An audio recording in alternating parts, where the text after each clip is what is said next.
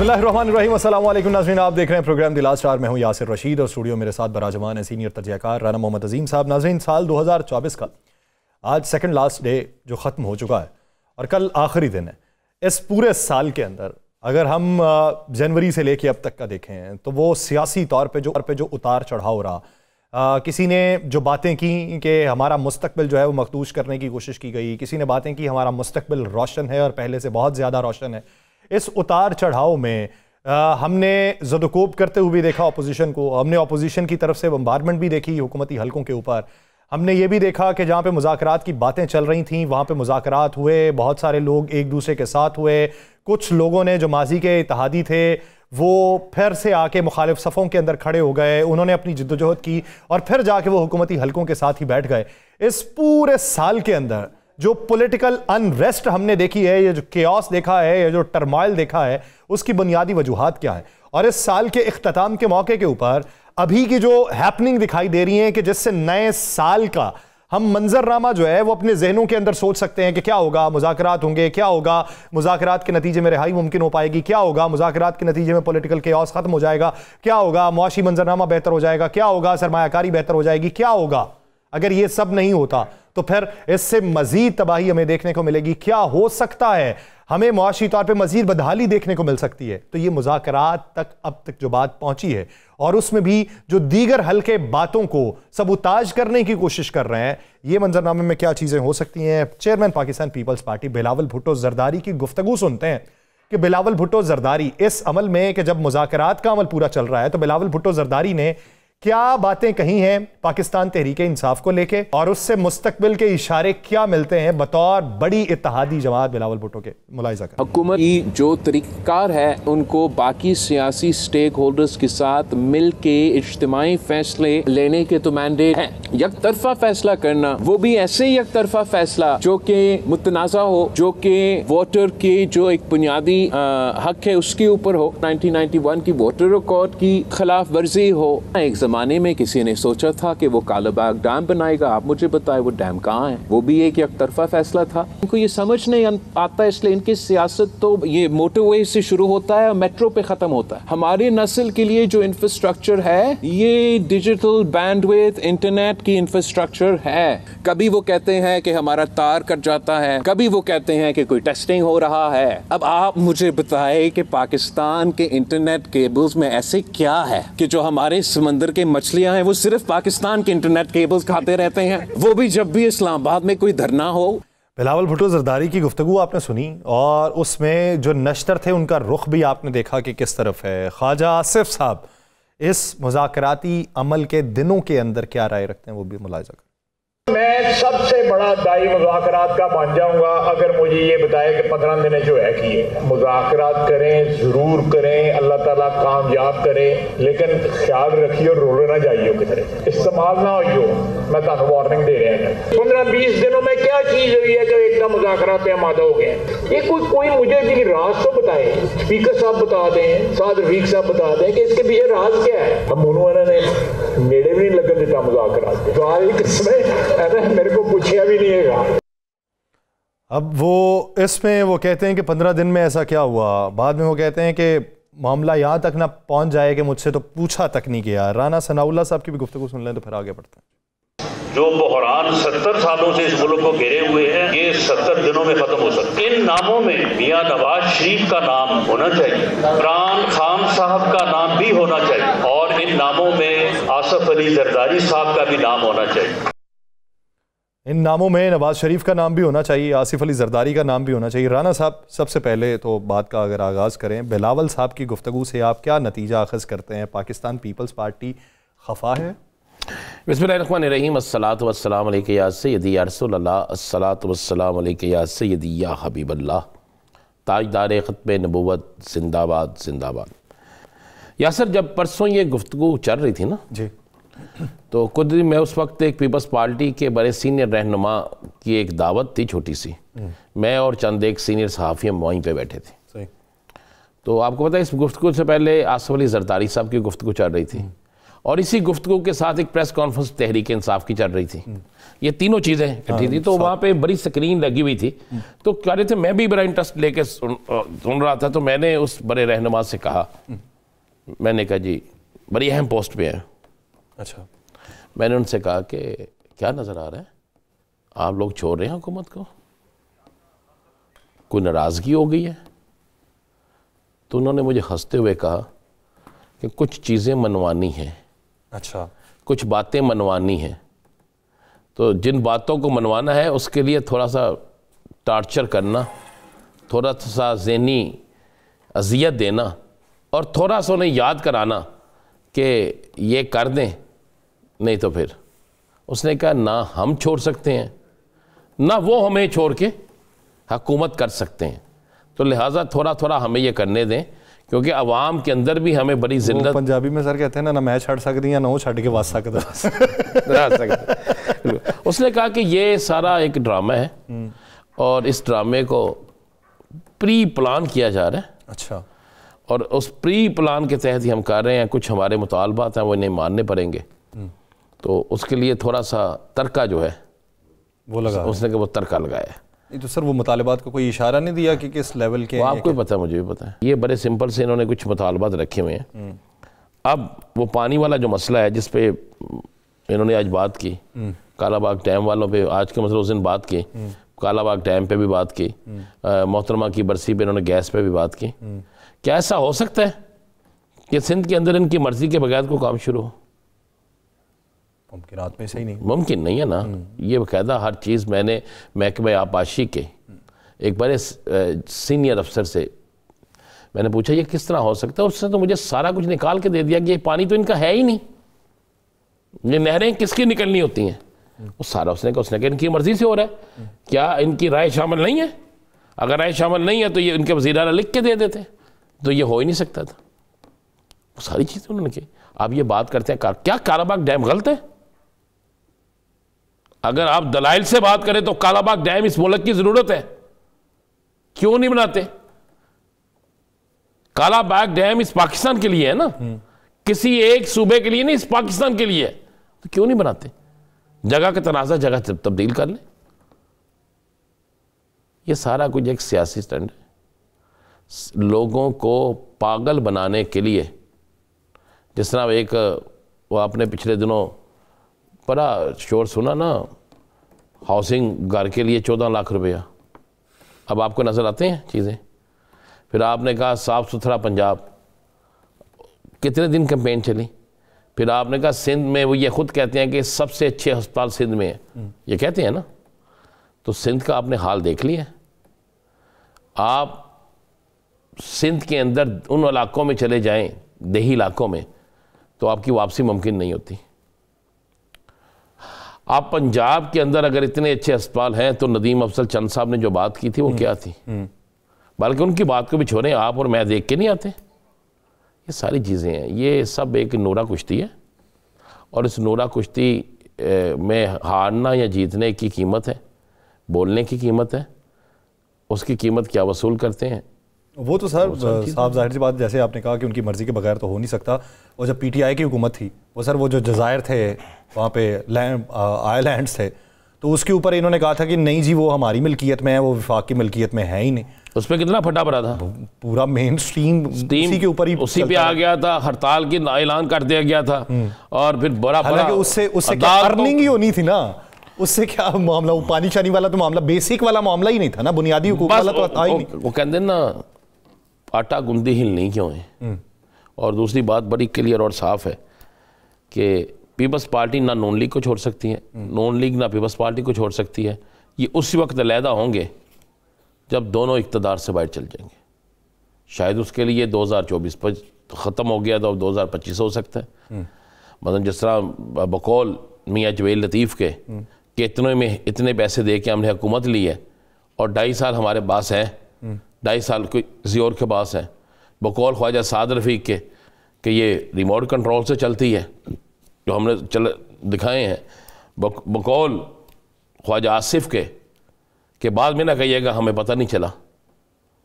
तो बकौल राना सनाउल्लाह साहब के कि इन तीनों स्टेक होल्डर्स को उसमें होना चाहिए।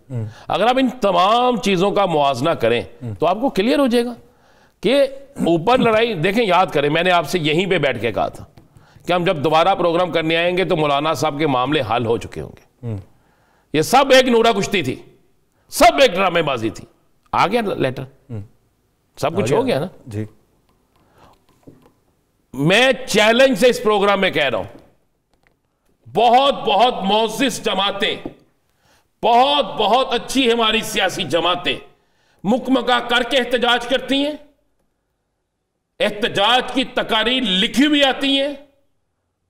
सियासी जमातें सियासी जमातों के हुक्मरानों से पास करवा के वो तकरीर करती हैं, उसके अलावा होता ही कुछ नहीं। हम पागलों की तरह लोगों के पीछे जिंदाबाद मुर्दाबाद के नारे लगाते रहते हैं। ये होता है सर। अभी अब मुझे एक बात बताए ना जी, गारंटी तो मांगनी चाहिए अपोजिशन किसी भी सियासी जमात को हुकूमत से। हाफिज नईम साहब इमरान खान से गारंटी मांग रहे हैं, क्यों मांग रहे हैं? हुकूमत से गारंटी मांगे भाई।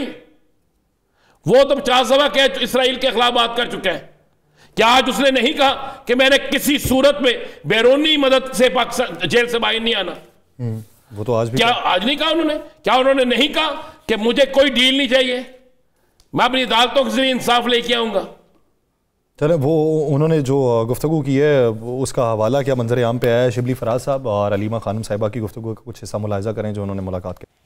बानी चेयरमैन इमरान खान वो किसी भी ऐसी अरेंजमेंट का हिस्सा नहीं बनेंगे जिसमें के ये तासुर मिले कि वो ये सब कुछ अपने लिए कर रहे हैं। मुज़ाकरात की कामयाबी और नाकामी इसकी जिम्मेदार कौन होगी? वो ये जो एक हुकूमत बराए नाम हुकूमत है। इमरान खान को सजा मिलनी है 6 तारीख को। इमरान खान ये पूछ रहे हैं कि आप ये बताएं कि मुझे डील करने की क्या जरूरत है। उनके 2 ही मुतालबात है। 9 मई से उनका ताल्लुक है 26 नवंबर से।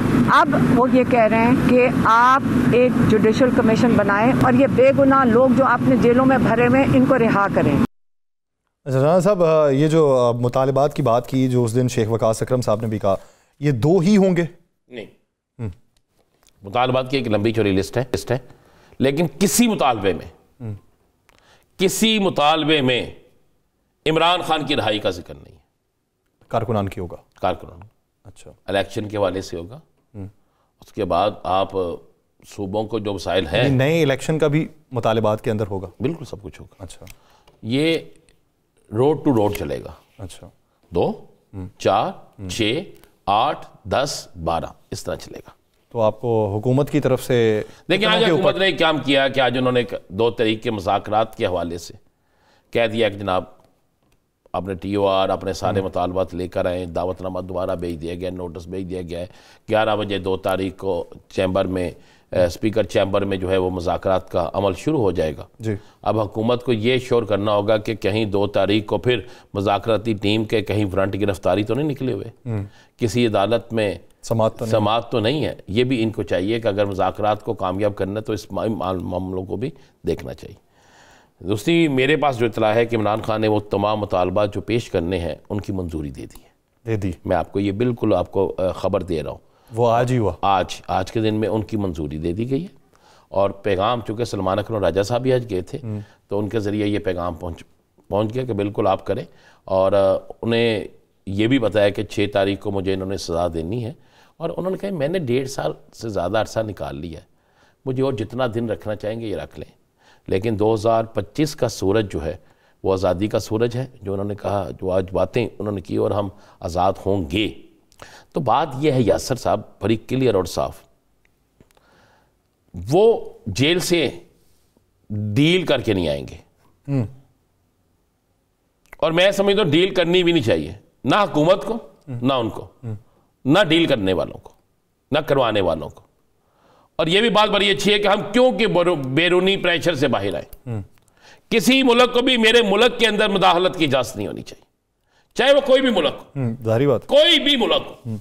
हमें हर सियासी जमात, हर सियासी लीडर से ज्यादा अजीज ये मुल्क है, बल्कि है ही अजीज ये मुल्क, उसके बाद कोई और चीज है। तो ये बात बड़ी क्लियर और साफ सी है।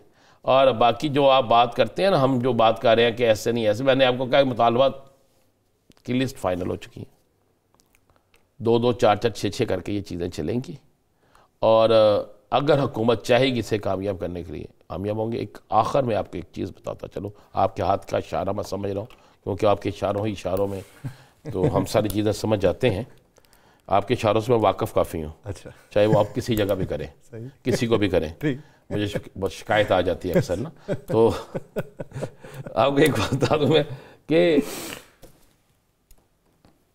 2 तारीख को 2 मुज़ाकरात हो रहे हैं, ये मैं आपको ब्रेकिंग न्यूज़ दे देता हूँ, ये इसकी तस्दीक कर लीजिएगा।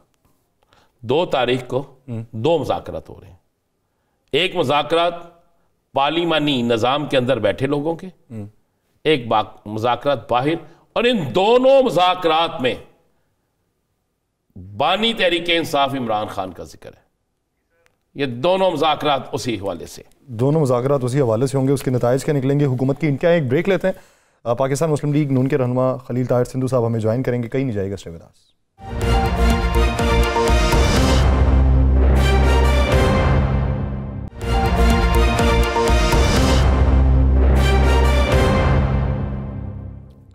ब्रेक के बाद खुशामदीद नाज़रीन, मौजूदा सूरत हाल में हुकूमत की इंटेंशंस क्या हैं? बतौर पाकिस्तान मुस्लिम लीग नून हुकूमती जमात वो अपना तासुर क्या ऐसा दे रही है कि मुज़ाकरात का अमल जो है वो मुस्बत तरीके से चले। एक तरफ सेनेटर इरफान सिद्दीकी साहब की आप गुफ्तगू सुने तो वो यूँ लगता है कि जैसे इस पूरे मंजरनामे में हुकूमत बहुत ज़्यादा मुतहर्रिक है, हुकूमत संजीदा है, हुकूमत चाहती है कि TORs तय कर लिए जाएँ, हुकूमत चाहती है कि टेबल के ऊपर बैठ के मुतालिबात एक दूसरे के सुन लिए जाएँ। राना सनाउल्लाह साहब की भी गाहे बगाहे गुफ्तगू सुने तो वो ये लगता है कि ठीक है उनकी तरफ से चीज़ें आएँ तो हम देख लेंगे, लेकिन दीगर रहनुमाओं की अगर गुफ्तगू सुने, अता तारड़ साहब की सुने, ख्वाजा आसिफ साहब की सुने, तलाल चौधरी साहब की सुने, तो बिलखुसूस एक और गुफ्तगू का हवाला देता हूँ। सेनेटर खलील ताहिर सिंधु साहब हमारे साथ मौजूद हैं। खलील साहब बहुत शुक्रिया आपके वक्त का। खलील साहब इससे पहले मैं आपकी तरफ आऊँ, एक गुफ्तगू सुनवानी है, अज़मा बुखारी साहिबा ने गुफ्तगू की है, वो ज़रा सुनवाइए कि अज़मा बुखारी साहिबा का क्या कहना है पाकिस्तान तहरीक इंसाफ के बारे में। पंजाब में फितना की सियासत, एहतजाजों की सियासत, पंजाब में हालात ख़राब करने की सियासत को पंजाबी सपोर्ट नहीं करते हैं। जो कुर्रम और पारा चनार के अंदर जो मामलात हैं, जो सिक्योरिटी के मामलात, वो ठीक होने का नाम नहीं ले रहे। वहाँ की सड़कें खुलाना ये गंडापुर साहब का काम है, मरियम नवाज साहिबा का, ये शहबाज शरीफ साहब का नहीं है। 1400 पॉइंट इजाफा हुआ है स्टॉक एक्सचेंज के अंदर भी, और उसके साथ साथ महंगाई जो है वो 4 और 5 जो है फीसद के बीच में जो है वो इस वक्त मौजूद है। 2024 बहुत अच्छा साल साबित हुआ पाकिस्तान के, पंजाब के ख़ास तौर पे आवाम के लिए, और ये साल जाते जाते भी बहुत सारी अच्छी खबरें और खुशियाँ जो है वो पाकिस्तान को दे के जाएगा। अच्छी खबरें और खुशियां पाकिस्तान को देके जाएगा। खलील ताहिर सिंधु साहब, ऐसे वक्त में कि जब माहौल नरम हो रहा हो, जिस तरीके से बात ये की गई कि जो चीज़ें जो हैं जंगें और गज़वात जिसके नताइज नहीं ना दे सकते वो बातें दे सकती हैं, मुज़ाकरात दे सकते हैं, टेबल टॉक दे सकती है, तो इस ज़मन में ऐसे वक्त के अंदर जब मुज़ाकरात चल रहे हैं, अगला राउंड होना है उसका, आप ये कहें कि इंतशार की सियासत करने वाले हैं, फितना परवर लोग हैं, और फिर जो कौमी इशूज़ हैं उसके ऊपर बात करें, यानी कुरम का हवाला दें जो सभी के लिए एक अफसोस का मकाम है और सभी चाहते हैं कि ये हालात ठीक हो जाएं, ये मुनासिब है गुफ्तगू? बहुत शुक्रिया। मैं सबसे पहले राना अजीम साहब मेरे भाई उनको सपोर्ट करता हूँ उस बात पे कि सबसे पहले तमाम लीडर्स के बाद, इससे पहले भी सबसे पहले हमारा मुल्क पाकिस्तान है और पाकिस्तान का एटमी प्रोग्राम जो है उस पर किसी किस्म का कोई समझौता नहीं हो सकता, क्योंकि हमारे एटमी प्रोग्राम पे बहुत सारे लोगों की नजरें हैं। लेकिन राणा साहब को पता, आपको भी पता सर, कि जिस तरीके से ये हम यहाँ तक पहुंचे और एक एटमी कुव्वत बने हैं, और उस मुल्क के लिए कि जो हमसे पता नहीं कितने ज्यादा हुज्जम में बहुत बड़ा है और माली तौर पे बहुत मजबूत है, तो ये हमारी एक डेटरेंस क्रिएट करने का लेन देन नहीं है, बल्कि एक हमारी सेल्फ डिफेंस के लिए भी है कि हमारे पास एटमी ताकत है। हम, ये बहुत बड़ी बात है। पहली इस्लामी जो है अपना मुमलकत जो है वो एटमी ताकत है, नंबर 1। नंबर 2, ये जो बात आप कर रहे हैं कि फलां ने ये कहा, ये मैं इसका जवाब नहीं इसलिए नहीं दूंगा कि ये जिसने बात की है वही इसका बेहतर जवाब दे सकते हैं, ये दे सकती हैं। मैं सिर्फ वो बात करूंगा कि मोहब्बत और जो मुज़ाकरात है ना, ये शर्तों पे नहीं होते। अगर जो भी लिस्ट आएगी उसमें देखा जाएगा, जहां तक राणा अजीम साहब फरमा रहे थे, ड्यू रिस्पेक्ट कि जब सियासी मुकदमा बात होती है तो उसमें यही होती है कि तमाम सियासी कारकुनों को रहा किया जाए। देखिए, ये को 3 MP को तो मुकदमा नहीं है कि डिप्टी कमिश्नर ने मुकदमा दिया है। गवर्नमेंट किस तरीके से आजाद कर सकती है किसी को, ये तो कोर्ट ने करना है डिसाइड, और उधर ही डिसाइड होगा। हाँ, लेकिन एक बात मैं जरूर कहूंगा, लोग कहते हैं कि साल बदल रहे हैं, मैं कहता हूँ लोग भी बदल रहे हैं। कि जो कल तक हमें कहते थे कि चोर हैं, डाकू हैं, लटेरे हैं, जरदारी को मेरी गोली की नशिस्त पे है, अब वो इस बात पे भी आ गया कि हमारे सबके साथ अनकंडीशनल मुज़ाकरात होंगे। और ये पॉजिटिव एटीट्यूड है जो इरफान सिद्दीकी साहब ने फरमाया या बाकी रहनुमाओं ने फरमाया, वो बिल्कुल दुरुस्त है। और मैं तो खुद डायलॉग का कायल हूँ ज़ाती तौर पर भी।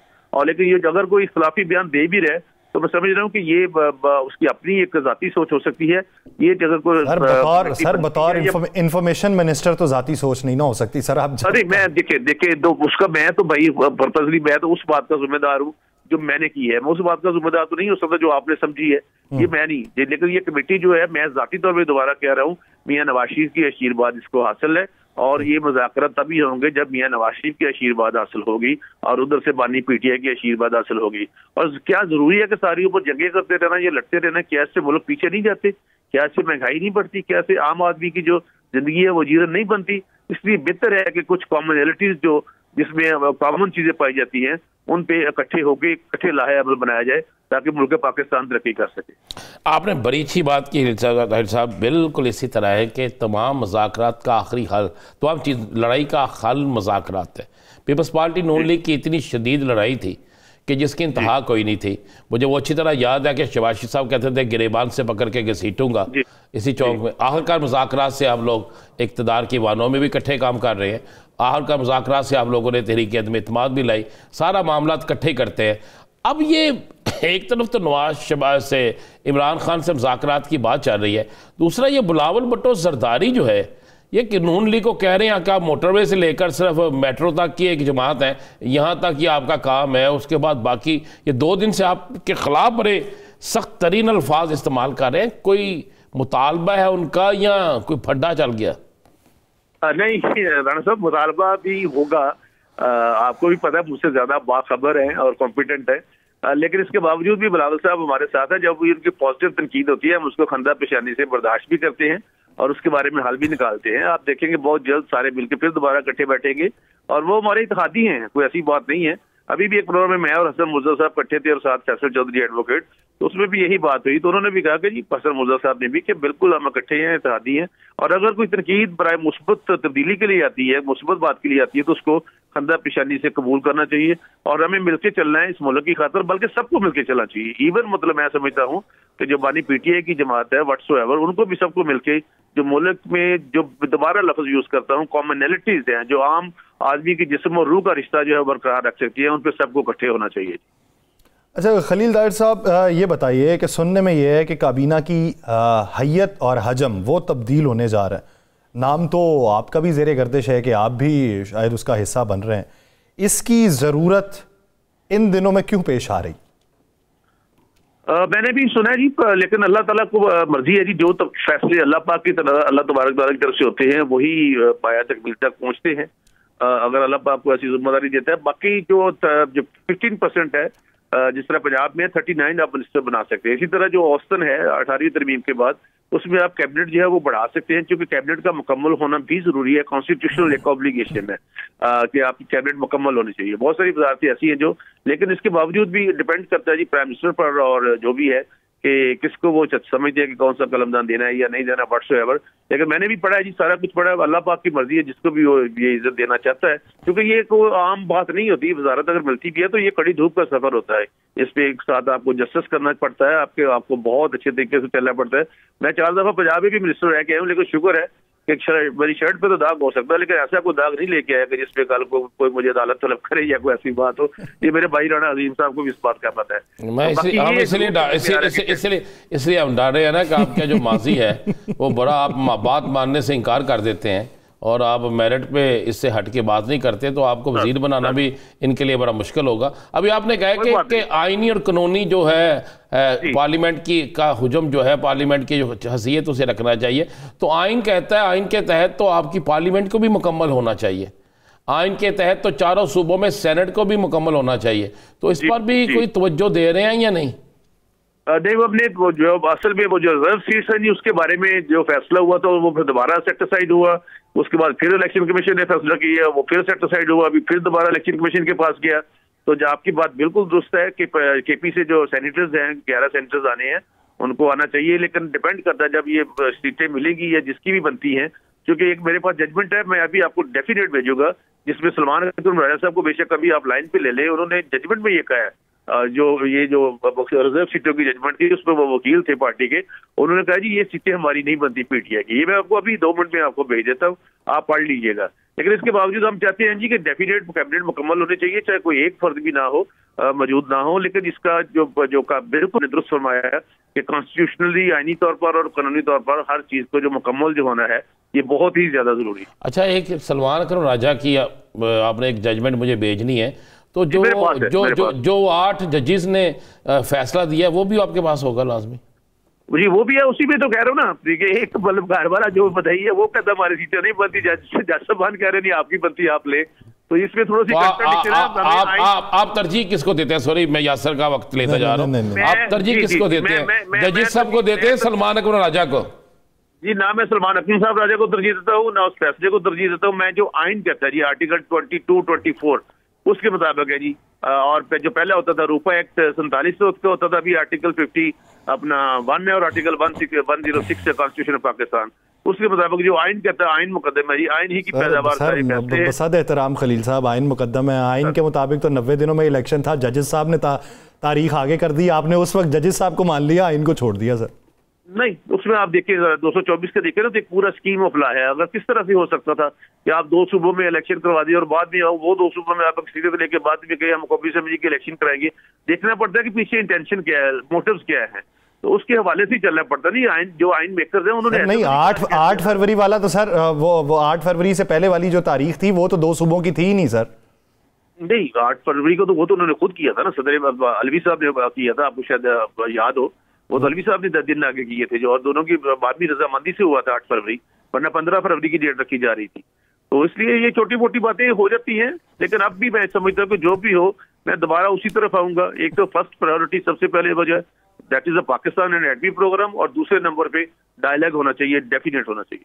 अच्छा ताहिर साहब, ये हलील ताहिर साहब, बड़े मियाँ साहब खामोश हैं, क्या वजह है? खामोशी कभी कभी किसी तूफान का पेश सामने भी होती है, कोई ऐसी बात नहीं, खामोश नहीं है, मिल रहे हैं लोगों से, कल भी मिले हैं सारे। वो तो शादी पे मिले हैं ना, वैसे भी मिलते हैं, वैसे भी राणा साहब मिलते हैं, लेकिन ये कोई ऐसी बात नहीं, उनकी मर्जी के बगैर। अभी वो मुझे कहते हैं या किसी को भी कहें, अगर प्राइम मिनिस्टर साहब को भी कहें कि आप छोड़े रिजाइन करें, तो क्या हम नहीं करेंगे? आपको तो सारा पता है, हम फौरी तौर पे कहेंगे जी बिल्कुल जो आपका हुक्म है, पार्टी के हेड तो वही है। तो सारी चीजें फिर उनकी अपनी मर्जी और मंशा से हो रही हैं। देखिए अगर मुज़ाकरात अगर वो नहीं चाहेंगे राणा साहब, तो मुज़ाकरात हो सकते थे या टीमें बन सकती थी। आप बहुत ज्यादा बेटर अंडरस्टैंड करते हैं मुझसे ज्यादा, हम सबको, मियाँ साहब को भी, मियाँ शबाशी साहब को भी, सबको ही, आप हमारे भाई हैं। तो बाकी इख्तलाफ जो होता है, जो मतलब इख्तलाफ राय होता है, वो भी इत्तेहाद राय के लिए होता है। मैं तो कभी भी, मैं तो आपको always say take you very positive, जब भी होता है आपका प्रोग्राम देखता हूँ, और अभी भी आपका हुक्म था, मैं जहाज भी था, तो आपका हुक्म आया तो मैंने कहा ठीक है जी, मैं डेफिनेट आई विल जॉइन। तो ये ऐसी कोई नहीं, आप तो हर चीज को जानते हैं, लेकिन उनकी अगर एक हेड है, और 18वीं तरमीम के बाद तो जो पार्टी का हेड है वो ही सब कुछ है और कोई भी नहीं। अच्छा, आज गवर्नर पंजाब साहब ने कहा कि पीपल्स पार्टी की बड़ी बुरी हालत हुई पंजाब में, कुछ गलत पॉलिसियाँ थी, लेकिन अब ठीक हो जाएगी, लेकिन अब बुरी हालत होने का वक्त जो है वो मुस्लिम लीग नून का है। देखेंगे जी, कत्ल होने में मकतूल का अपना भी हाथ होता है बहुत ज्यादा। तो गवर्नर साहब भाई हैं, दोस्त हैं, 2008 में हम बनने थे, अब देखते हैं क्या होता है, लेकिन ऐसी कोई बात नहीं, पीपल्स पार्टी से कोई ऐसी बात नहीं। आपको भी पता है कि पंजाब में किस तरीके से उन्होंने पार्टी को जिस तरीके से भी कहां तक ले गए हैं सारे लोग ये, लेकिन कभी होता था कि गढ़ होता था, उसके बाद फिर मतलब वो सारा कुछ खत्म हो गया, तो ये सिलसिला चलता रहता है। लेकिन जो भी है, हम चाहते हैं यही है कि बामी इफ़ाम तहीम से सारे काम हो, कोई ऐसी बात ना हो जिसमें तलखियां पैदा हो, क्योंकि अब राणा साहब तलखियां पैदा करने का वक्त जो है ना, इसको खत्म कर देना चाहिए। बहुत आगे जा चुके हैं। मुझे गौहर साहब की बात पसंद अब आई थी, बैरिस्टर गौहर की, चेयरमैन की, कि तलखियां ने हमें कुछ नहीं दिया। अभी आप भी बैठेंगे, बात करेंगे, वो कहते हैं ना दिलों की उलझनें बढ़ती रहेंगी अगर कुछ मशवरे बाहम ना होंगे, तब मशवरे बाहम होने चाहिए। अच्छा सर, एक चीज़ ये बताइएगा, आखिरी सवाल के जो सदर ने दस्तखत करके मदरसों के रजिस्ट्रेशन जो है वो सोसाइटीज़ एक्ट के मुताबिक कर दी है, अब वो जो एतराज़ात इब्तदाई तौर पे लगाए गए थे कि फैटफ वाला मसला हो सकता है, कानून की हुक्मरानी नहीं हो सकती, हर एक की मनमानी हो सकती है, तो अभी उनके मुतालिबात के मुताबिक तो इसका गज़ट नोटिफिकेशन ही बनता था, तो क्या इस ज़िमन के अंदर कोई तरमीम आएगी या फिर यही रहेगा? सुनने में आया जी, कामरान मुज़फ़्फ़र साहब से मेरी बात हुई थी कि तरमीम लाई जाएगी, लेकिन उसमें इफेक्टिव का कोई मसला नहीं था। लेकिन अगर हो सके तो ये सवाल मुझसे ना पूछे। I will be so grateful to you. Rana साहब समझते इस बात को। ठीक हो गया। बहुत शुक्रिया खलील ताहिर ज़ंदू साहब इस हवाले से अपना वक्त देने के लिए। नाज़रीन, एक शॉर्ट ब्रेक लेके बाद वापस आएंगे। सियासी मंजरनामे पे बिलखुसूस पाकिस्तान तहरीक इंसाफ को लेकर मजीद बात होगी, कहीं नहीं जाएगा। Stay with us.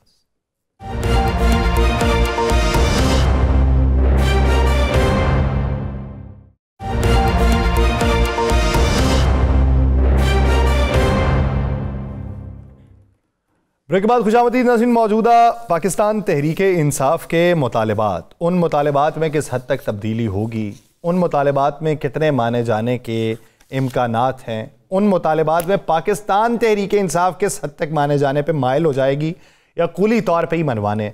दूसरी बात यह है कि पंजाब के अंदर पाकिस्तान तहरीक इंसाफ की हुकूमती सतह पे मुखालफत में इजाफा हो रहा है, और अगर बयानात देखें तो बयानात में मज़ीद तेज़ी आ रही है। हालांकि बयानात में कम मायगी की तरफ माइल होना चाहिए था और वो हुकूमत होती दिखाई नहीं दे रही। तो वफाक की सतह पर होते मुज़ाकरात, पंजाब की सतह पर होती तानाजनी, ये किस हद तक मेल जोल इनका आपस में मौजूद है। और आने वाले दिनों में पाकिस्तान तहरीक इंसाफ अपने को लेके, वो जो माजी करीब के अंदर उनके ऊपर बनते केसेस थे, उनको ज़दोकूब करने का निशाना था, या फिर उनको बहुत सारे तहफ़्फ़ुज़ात थे, गिरफ्तारियों का अमल था, केसेस की भरमार थी, क्या साल 9 के आगाज़ के ऊपर उन्हें कोई बेहतरी के इम्कानात दिखाई देते हैं? इसी बारे में बात करेंगे। Opposition leader Punjab assembly Malik Ahmad Khan Bhachar साहब ने हमें ज्वाइन किया है। मलिक साहब, बहुत शुक्रिया आपके वक्त का। मलिक साहब, सबसे पहली बात तो ये, हमने वो शॉर्ट सुनवाया पिछले पार्ट के अंदर के अज़मा बुखारी साहिबा कहती हैं कि फितने की सियासत को पंजाब की आवाम ने रद्द कर दिया क्योंकि हम बेहतरी लेके आ रहे हैं और इन्हें जो है सिर्फ सियासत करने की पड़ी है। इनकी जहाँ पे हुकूमत है वहाँ के हालात देख लें, उधर की तरफ तवज्जो नहीं देते, ये सियासी मखासमत के तरफ ज़्यादा बढ़ते हैं। तो ये जो विफाक पे होते मुज़ाकरात है उसमें यहाँ पे पंजाब में हीट क्यों बढ़ रही? देखिए यासिर भाई, मैं कुछ ज़्यादा सीरियस इसलिए नहीं लेता उनके बयानात को कि अगर वो मोहतरमा की देखें पीछे जितनी हिस्ट्री, जिस तरह वो पार्टीज को चेंज करके, तो इसी पार्टी जिसमें आज वो मौजूद हैं, तो उसके खिलाफ भी जिस तरह वो बयानात देती रही हैं, तो पीपल्स पार्टी के खिलाफ जिस तरह देती रही हैं, तो मैं तो ये समझता हूँ कि ये एक अपनी उसको, क्योंकि उनके पास एक कलमदान है, तो मैं उस पर ज़्यादा बहस इसलिए नहीं करूँगा कि उनकी पहले चीफ मिनिस्टर साहबा जो बात कर चुकी हैं वो भी इसी किस्म की बात कर चुकी हैं, तो ये एक समझे कि उनकी उन्होंने तौसीक की है अपनी सीएम की। देखिए बात क्या हो रही है, बात यह है जी कि हम इंशाअल्लाह ताला इनके खिलाफ इस 9-10 महीने का पूरा वाइट पेपर लेके आ रहे हैं, आप फिक्र ना करें, हम इनकी कारकर्दगी इनको दिखाएंगे, ये पूरी प्रेस कॉन्फ्रेंस भी करेंगे। और दूसरा, इनके बयानात की अहमियत नहीं है। असल जो बात है ना जी, जो बात यासिर साहब, एक चीज जो खतरे की घंटी है, जिससे लगता है कि इनके अंदर एक डर है बानी पीटीआई का और खौफ है, तो वो जिस तरह के बयानात ख्वाजा आसिफ साहब दे रहे हैं, या राना साहब ने एक बात की कि अब 3 बड़े इकट्ठे हो जाएं, यानी इस किस्म के बयानात दे के हनीफ अब्बासी ने एक बयान दिया है कि उसने ये कहा है कि ये इनको इकट्ठा इनको नहीं छोड़ा जाएगा, ये किया जाएगा।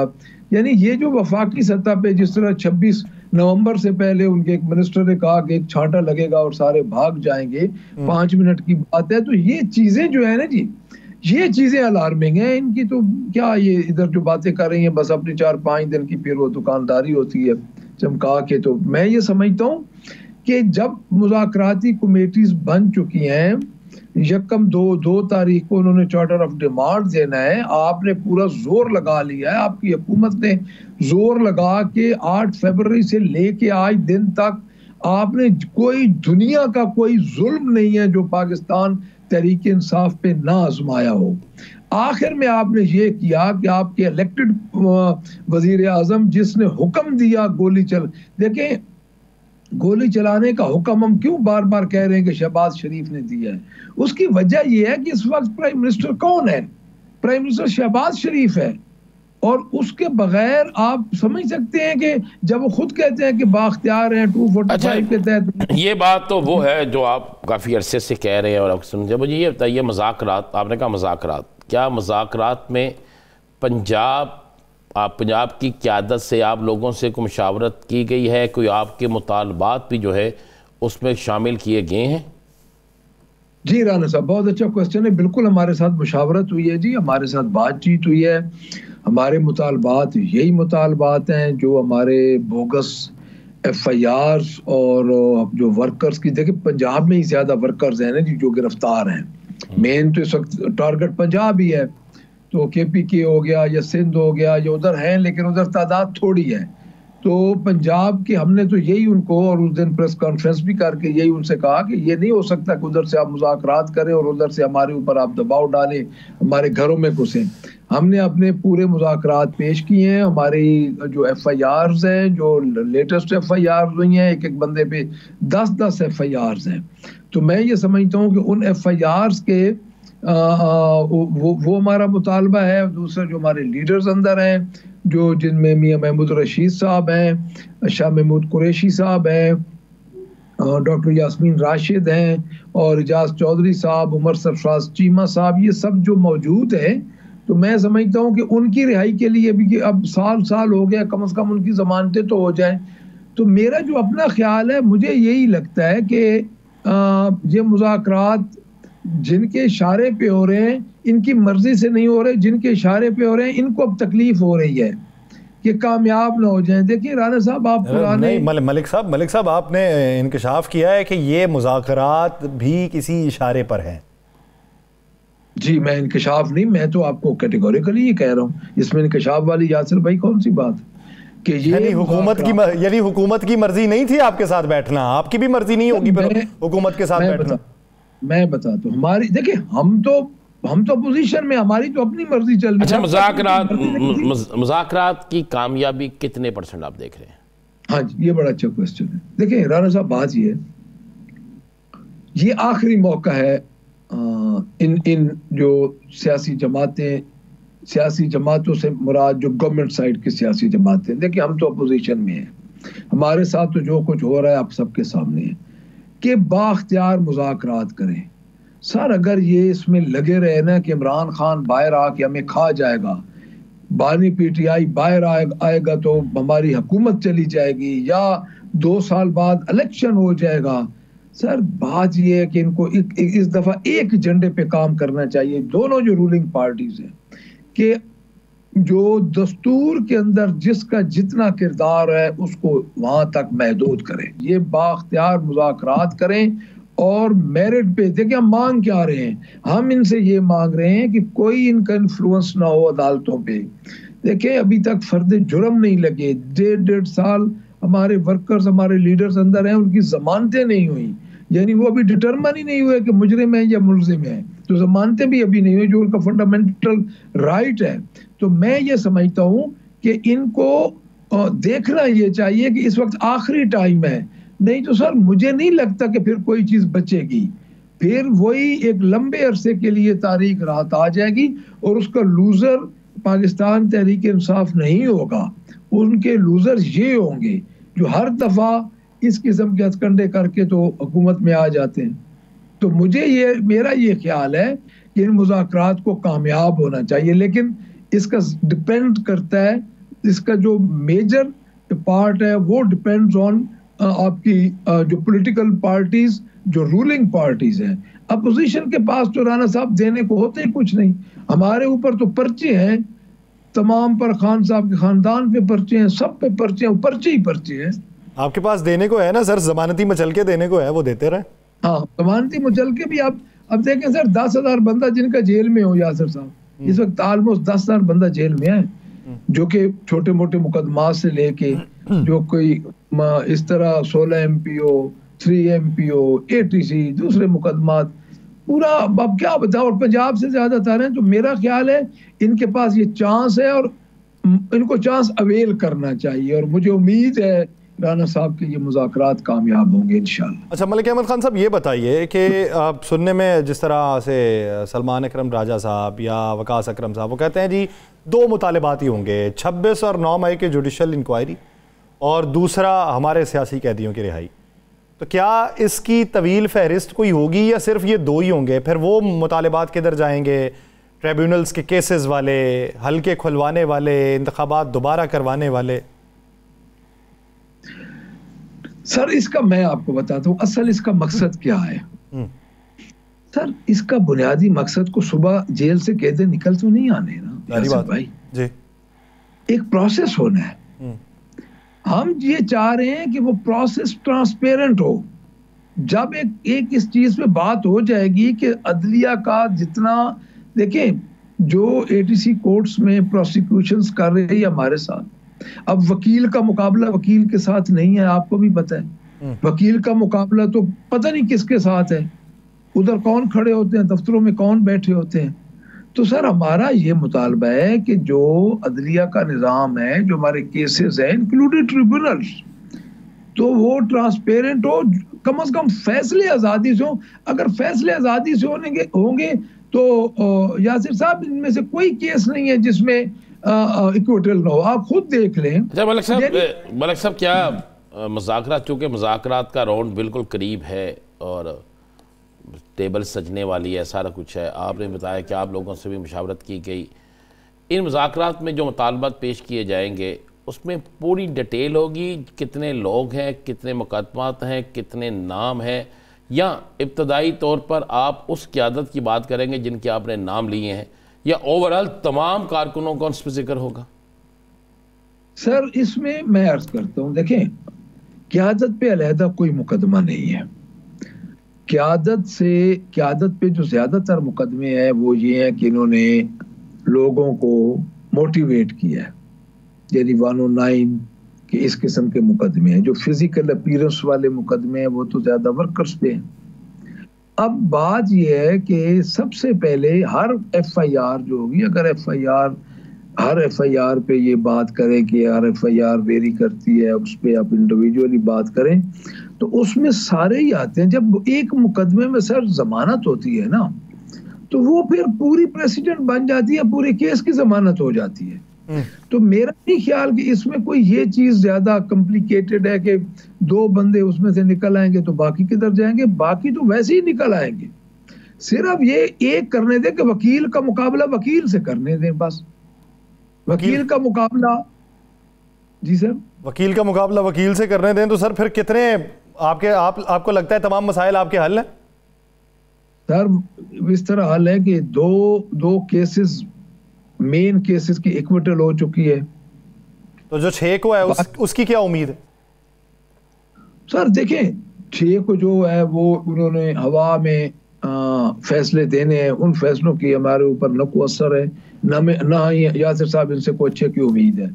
बेसलेस केसेस हैं, आगे जाके अपील में वो केसेस फारिग हो जाएंगे। इन्होंने सिर्फ खान साहब पे दबाव डालने के लिए जो कागज के सफ़े हैं वो स्याह करने हैं और अपने फैसलों की अहमियत और अपने अदलिया के निज़ाम को इतना दागदार कर देना है कि इन पे कोई एतबार नहीं करेगा। शायद राना साहब को याद हो कि इसी अदलिया के निज़ाम पे और इसी तरह की मुदाखलत पे, जिस तरह टेलीफोन कॉल्स पकड़ी गई थी शहबाज शरीफ साहब की और जस्टिस कयूम की, और मोहतरमा ने उस वक्त ये कहा था कि ये कैंगरू कोर्ट्स हैं, तो मैं ये समझता हूँ कि इन्हीं आदतों की वजह से ये कहा गया था। सही, यानी अब आपके जो मुतालिबात हैं वो तो क्या नाम है 2 हरफी हैं या 2 जुमली हैं, वही अगर उस पर मिनवान अमल कर लिया जाए तो फिर सारी चीज़ें जो हैं वो बैक टू नॉर्मल हो जाएंगी। बहुत शुक्रिया अहमद खान बुचर साहब इस हवाले से अपना वक्त देने के लिए। नाज़रीन प्रोग्राम का वक्त खत्म हो जाता है, मुझे और राना साहब को दीजिए इजाज़त। आपसे मुलाकात होगी कल के रोज़। अपना बहुत सा ख्याल रखिएगा। अल्लाह ने के बाद।